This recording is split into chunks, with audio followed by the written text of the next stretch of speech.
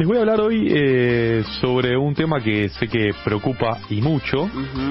Se leen noticias, me animaría a decir, todas las semanas, nacionales e internacionales, sobre todo internacionales, que tiene que ver con las regulaciones que se están viniendo muy de a poquito de las plataformas y redes sociales. Vieron que está esta idea de que los grandes magnates hacen lo que se les canta. Claro. Con la comunicación digital en el mundo.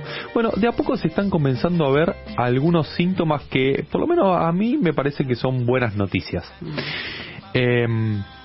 Hace poco tuvimos acá un autor que se llama Nick Sniszek, ni siquiera lo sé pronunciar porque es canadiense. No quiere laburar. Pero el tipo, no, escuchá, profe, te va a gustar. Se dedica a eso. Es de esos autores que te gustan a vos.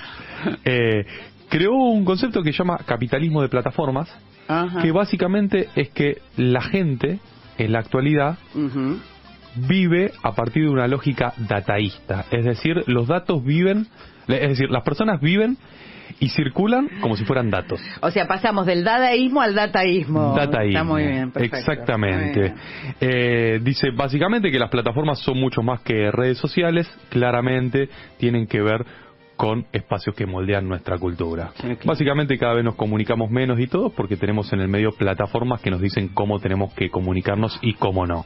Pero bueno, los gobiernos. ¿Qué está pasando con los gobiernos? Hay un ejemplo que tuvimos la semana pasada con Brasil. Claramente. ¿No? El fin de semana pasado la red social X dejó de funcionar en Brasil. Es decir, si estás en Brasil no podés usar X, ex Twitter.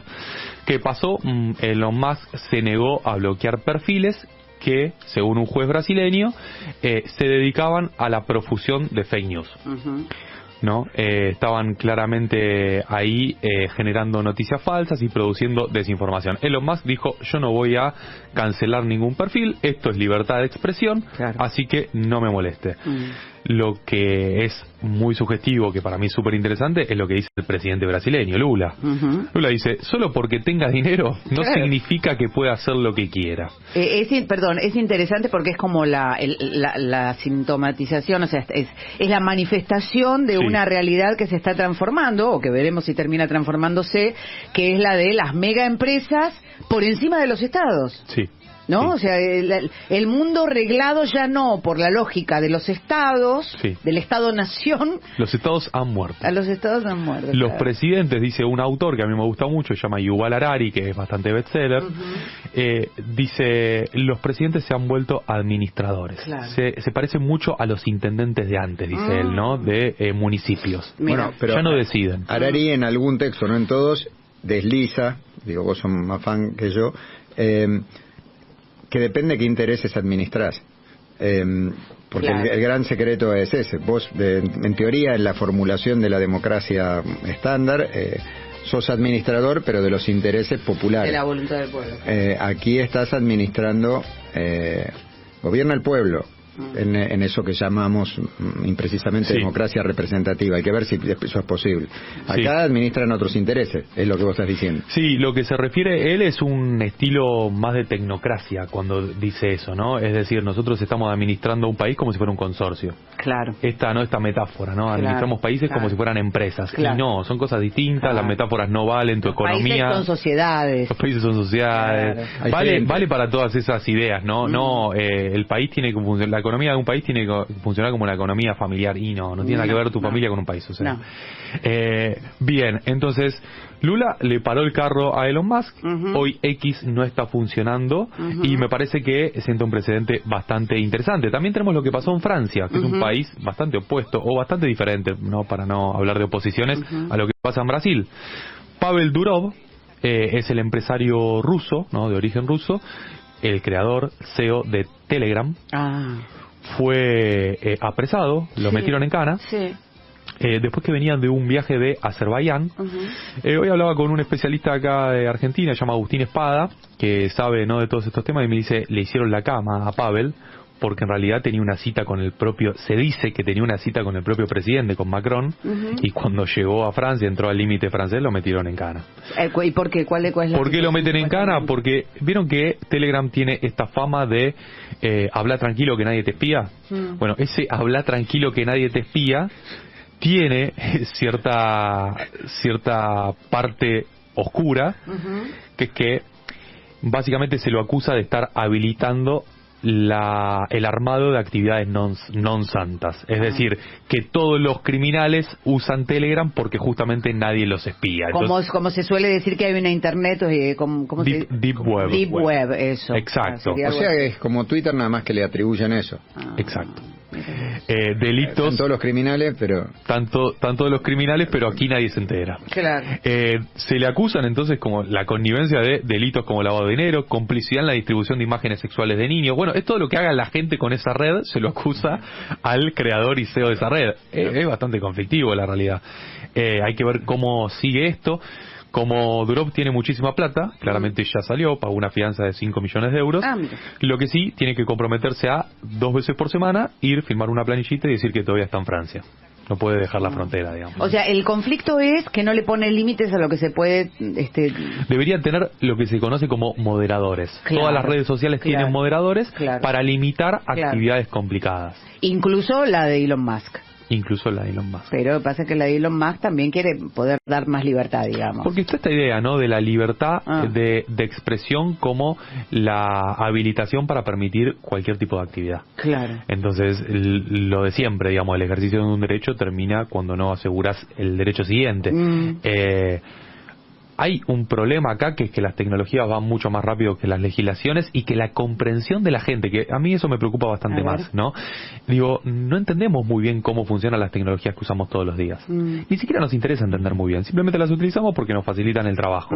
Ahora, eso tiene todo una carga muy negativa, porque en definitiva no no entendés muy bien si estás entregando tus datos, si no los estás entregando. Digo que no te interesa tanto si los estás entregando porque otra vez ya los entregaste.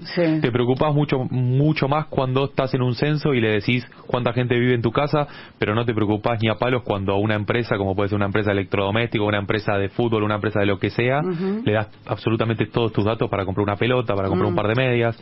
Digo, tenemos un problema, ¿no? Nos preocupa cuando le entregamos los datos a los estados, no nos preocupa cuando le entregamos los datos a quienes en verdad manejan y cortan el bacalao, que son las grandes corporaciones. Sí, y pensaba en esto de la libertad de decir lo que se te cante en una red social, y algo que todavía no se ha podido trabajar, me parece lo suficiente, tal vez en algún lugar del mundo sí, Pablo, y yo no lo sé, que es cómo lo que se dice, lo que se escribe, lo que se replica, lo que de pronto se empieza a multiplicar en las redes sociales, termina convirtiéndose en un hecho concreto. Y, por supuesto, voy a hablar del intento de magnicidio a Cristina Fernández, por caso emblemático aquí en la Argentina. Pasa que es muy difícil en muchos casos de poder seguir esa secuencia y comprobar esa secuencia. Es que un juez te diga sí, es culpa de por tu culpa. No sucede así. Uno se guarda eso para los análisis más culturales, más de largo plazo.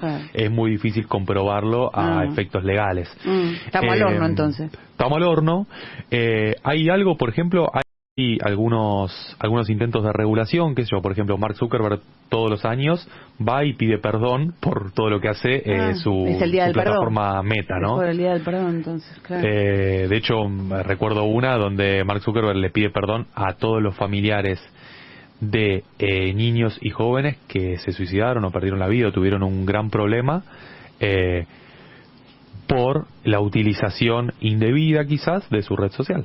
Entonces es esto que vos decís, nadie puede decir que las personas se matan por el uso de Facebook, pero hay todo un proceso cultural que funciona como caldo de cultivo que a priori se tiene la sensación de que podría colaborar para que mucha gente la pase muy mal, mucha gente que no tiene el paraguas necesario, el paraguas familiar, el paraguas vital, la pasé muy mal. La última, la Unión Europea también está regulando TikTok. Mira. Ya está comenzando, digo, de todo el mundo, los que se ponen más las pilas para poder regular lo que pasa con las grandes corporaciones tech, de las tecnologías, son los europeos. Es la Unión Europea que saca códigos, que saca leyes, que se reúne cada tanto y discute este tipo de cuestiones. TikTok, vos sabés, es una red social que es principalmente utilizada por los más pibes. Bueno, están tratando de regular, ver cómo establecer nuevas medidas para la protección de los más jóvenes en cuanto a los videos que tienen la posibilidad de aparecer en TikTok. Entonces, claro, lo de siempre. Hay pibes y pibas muy chiquitos que tienen acceso a videos para más grandes.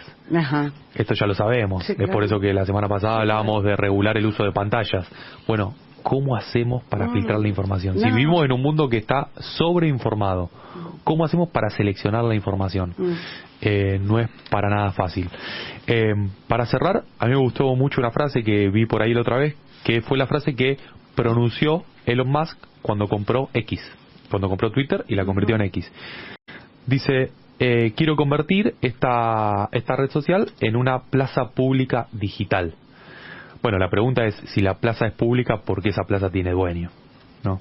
El Ágora no tenía dueño, claro. Entonces me parece que tiene una falsa comprensión y un falso abordaje Elon Musk de lo que significaba una plaza pública, por lo menos. Es un manipulador. O tiene falta, es un manipulador. O tiene falta de réplicas o de posibilidad de ser replicado en la plaza no pública que él habilita bajo el maquillaje de que es pública.